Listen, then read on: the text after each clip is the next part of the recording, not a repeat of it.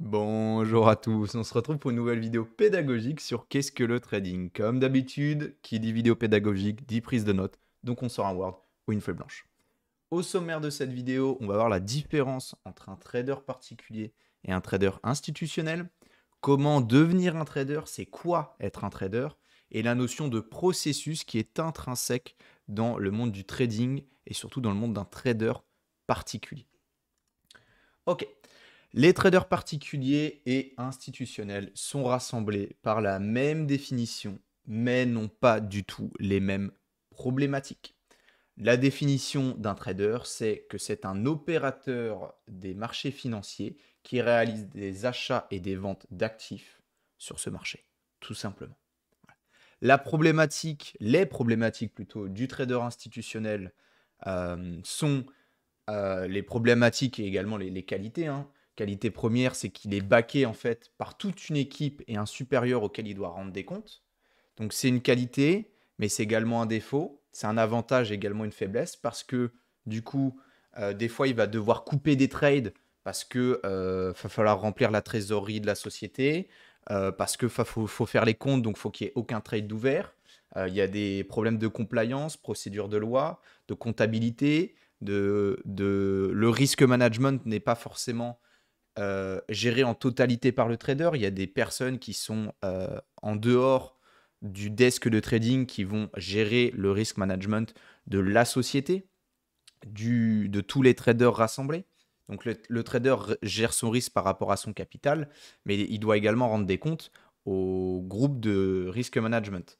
Il a des problèmes de contrepartie parce que quand il rentre sur le marché, il rentre avec des grosses sommes, donc il a du mal des fois à trouver des contreparties. Il a des objectifs divers, ça peut être du gain, ça peut être de la couverture de position pour être en hedge, ça peut être de la diminution de risque d'actifs en spot. Donc il va prendre des options pour couvrir cet actif et diminuer en fait ce risque. Voilà, globalement, dans les grandes lignes. Je ne rentre pas dans les détails, ce n'est pas le but de cette vidéo, je reste très sommaire. La problématique du trader particulier, les problématiques sont, elles, totalement différentes. Déjà, premier gros point, c'est que lui, il trade avec son propre capital. Du coup, c'est pas du tout les mêmes émotions, c'est pas du tout avec la même intensité qu'il va ressentir les choses. Le trader particulier, souvent, c'est sa seule source de revenus. Donc, s'il ne gagne pas, il ne mange pas. Donc, il est un petit peu à flux tendu sur son capital. Donc, après, bon, il y a des stratégies pour essayer de diminuer ce phénomène, mais pour la plupart, ils sont à flux tendu. Donc, la pression est bien plus grande. Il est tout seul. Il n'a personne pour baquer ses erreurs. Mais aussi, il n'a pas de contraintes et il a d'obligations de trader. Donc, des avantages, mais aussi forces. C'est que le trader institutionnel, des fois, il est obligé, si son boss lui demande de trouver une contrepartie d'acheter X actions, il va devoir le faire. Si on lui demande de diminuer le risque par rapport à tel actif, il est obligé de le faire. Donc il est réduit, entre guillemets, dans sa capacité de mouvement, dans les grandes lignes, bien évidemment. Le seul objectif du trader particulier, c'est le gain, hein. C'est globalement le seul grand objectif. Ça arrive quelquefois qu'un trader particulier couvre ses actifs, mais c'est plus quand il fait également de l'investissement. Un trader particulier qui fait que du trading, son seul objectif, c'est du gain, c'est du PNL. PS, voilà. La petite conclusion de ça, c'est que les deux ont des avantages et des inconvénients. Le jeu est d'essayer de minimiser ses faiblesses et de maximiser ses forces. Mais pour cela, il faut déjà en avoir conscience. Voilà. Je voulais vraiment vous évoquer qu'il y avait deux grandes différences. Il faut arrêter de confondre que trader particulier et trader institutionnel. C'est pas du tout la même chose. Je rentre pas dans les détails, mais il y a tellement, tellement de choses à dire sur le fait que c'est pas du tout la même chose. Ils traitent pas du tout de la même manière. Par exemple, un trader institutionnel, il trade qu'en ordre limite, il connaît pas l'ordre market. C'est même pas possible pour un trader institutionnel de toute façon de rentrer en ordre market. C'est même pas possible. Ils ne le font pas parce ils ont trop ce problème de contrepartie. Euh, Bref, faut arrêter de penser que pour devenir un bon trader particulier, il faut faire comme les traders institutionnels. Cette slide, elle est vraiment là pour ça. C'est pas du tout les mêmes objectifs et c'est pas du tout les mêmes problématiques. Ok, comment devenir trader? Devenir un trader rentable et surtout régulier en tant que trader particulier est un travail quotidien. C'est une course de fond qui s'arrête jamais.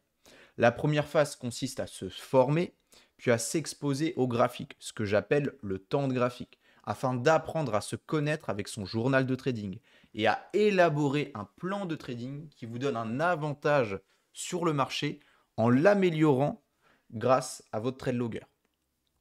C'est pendant cette phase que vous allez commettre le plus d'erreurs pour trouver des solutions qui seront indiquées dans le plan de trading. Des solutions, un cadre que vous allez mettre dans votre plan de trading pour essayer de gérer au mieux vos émotions. Vous n'allez pas les couper, vos émotions, elles seront toujours là. Mais vous allez les encadrer, vous allez les contrôler. Excusez-moi. Une fois que votre plan de trading est construit et que vous avez le contrôle total de votre psychologie, vous allez trouver ce qu'on appelle votre rythme de croisière en tant que trader rentable. Il ne reste plus qu'après à faire tourner la roue des probabilités avec votre plan. Vous avez votre setup, votre plan, vous exécutez le setup et après vous savez que de toute manière, si vous exécutez le setup, il y a par exemple 82% de probabilité de gagner. Donc voilà, vous savez que vous allez encaisser des perdants, des gagnants, et il faut juste exécuter le setup. Et que si vous exécutez bien le setup, in fine, vous allez être rentable et vous allez encaisser des gains sur le cumul des trades. Ça peut arriver des fois qu'on ait 4 trades perdants. Bah ouais, aujourd'hui on a l'âge Kumun, pourtant on a exécuté le setup, tout était parfait, mais voilà, ça fait partie du jeu. Des fois on encaisse plusieurs perdants, mais ça fait partie du processus qu'on va voir juste après. Cela prendra du temps également. Il faut accepter que pour devenir trader, ça ne va pas se faire en 3 mois. C'est un métier. C'est comme vouloir devenir médecin en 3 mois. C'est pas possible. Prenez le temps d'apprendre. Oubliez cette peur de se dire putain, le marché va partir sans moi. Surtout sur le marché des crypto-monnaies. On a toujours cette impression que putain, faut agir maintenant là, ça va partir sans moi. Ça va être la reprise du bull run, je vais tout louper. Des bull runs, vous en avez déjà loupé plein. Des trades incroyables, vous en avez déjà loupé plein. Vous en louperez encore plein. C'est pas grave. Essayez de prendre du recul sur le marché. Il évolue souvent, excusez-moi, sans vous, quoi qu'il se passe. Prenez du recul par rapport à ça, très important. Prenez le temps de passer par les étapes essentielles de l'apprentissage pour construire des bases solides qui vous permettront de durer dans ce métier. Votre trading évoluera constamment en fonction du marché. Mais ce qui va rester inchangé, ce seront vos bases, votre gestion du risque, votre journal de trading, le suivi de votre trade avec votre trade logger. La vraie valeur, c'est la connaissance de vous-même face au marché. Ce n'est pas votre capital. Parce que si vous savez vous maîtriser face au marché, vous pourrez toujours faire de l'argent sur le marché. Vous serez toujours en capacité de créer un nouveau capital. Il y aura juste à créer un nouveau setup. On passe à la notion qui est vraiment intrinsèque dans le monde d'un trader particulier, c'est la notion de processus. C'est une boucle, c'est un cycle qui ne s'arrête jamais. Le principe de processus en trading, voilà, est une notion importante. Il sert à vous faire comprendre que vous ne devez jamais, entre guillemets, vous arrêter. C'est une boucle. On ne s'arrête jamais d'apprendre, tout comme on ne s'arrête jamais de perdre. Vous ne pouvez pas, entre guillemets, vous reposer sur vos lauriers. Il faut toujours être en constante évolution, en constant apprentissage, amélioration de vous-même, de votre plan, de votre setup. En constante adaptation face au marché. Parce que le marché évolue, il change. Les conditions changent. Ce qui fonctionne aujourd'hui ne peut ne plus fonctionner dans 2 ans. Le rythme de croisière, souvent, ça dure 3 à 5 ans en fonction des traders. Et c'est encore plus rapide sur le marché des crypto-monnaies. Pourquoi? Parce que au-delà de ce temps, les setups vont changer. Parce que les conditions de marché vont évoluer. Et souvent, les traders vont être habitués à un marché avec une tendance soit haussière ou baissière. Et une fois que la tendance va changer, eh ben, ils sont perdus parce qu'ils n'ont jamais été confrontés à l'autre tendance. Donc, il y a souvent une phase quand on devient un trader rentable où ça se passe super bien parce qu'on a connu que, par exemple, qu'un marché haussier. Et à partir du moment où on est confronté à un marché baissier, bah, tous nos setups ne fonctionnent plus et on se fait détruire par le marché. Parce que le marché a évolué, les conditions ont changé. Donc, si vous forcez et vous ne vous adaptez pas avec un nouveau setup, vous allez vous faire détruire.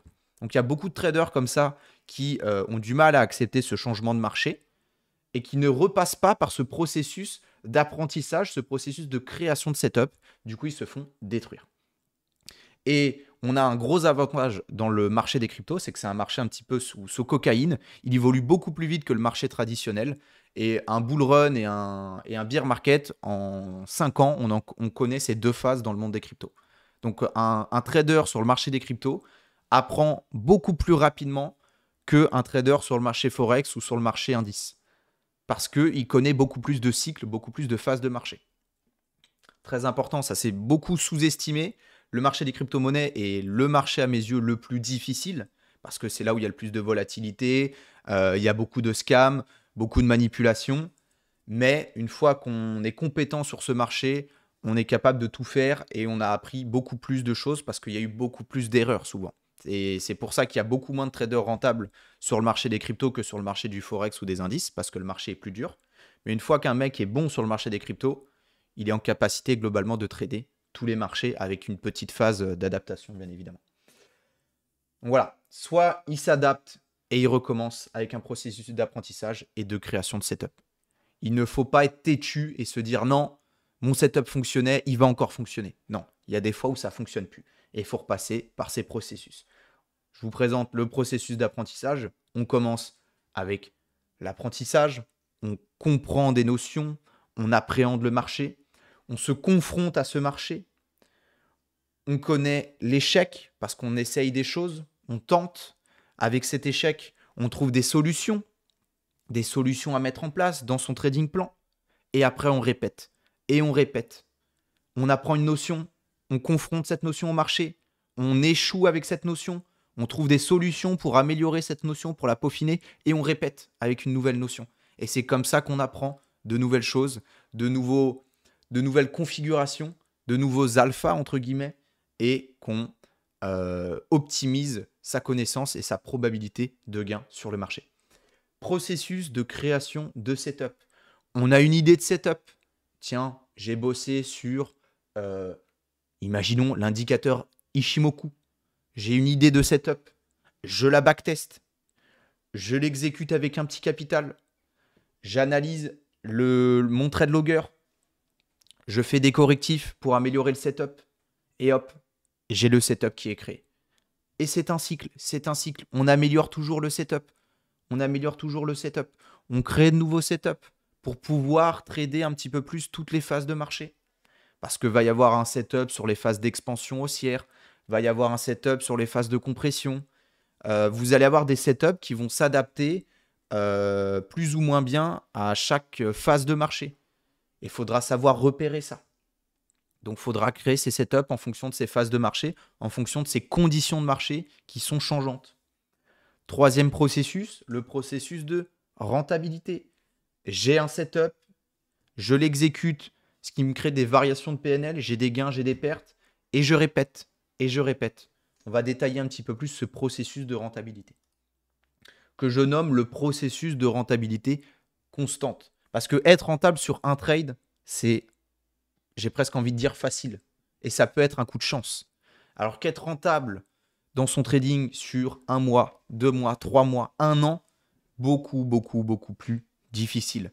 La constance dans la rentabilité pour un trader particulier, c'est une notion qui est très difficile. La notion de processus dans le trading est également très présente dans l'évolution du capital. Quand on entre dans le monde du trading, la plupart du temps, c'est avec un appât du gain. On veut faire de l'argent rapidement.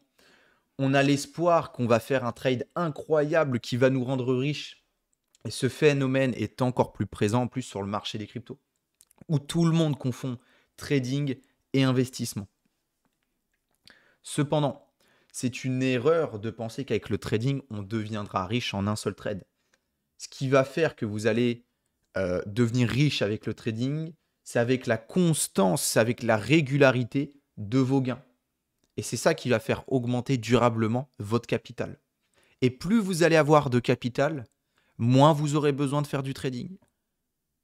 Et à la fin, vous aurez besoin de plus que faire 1, 2, 3 trades dans le mois.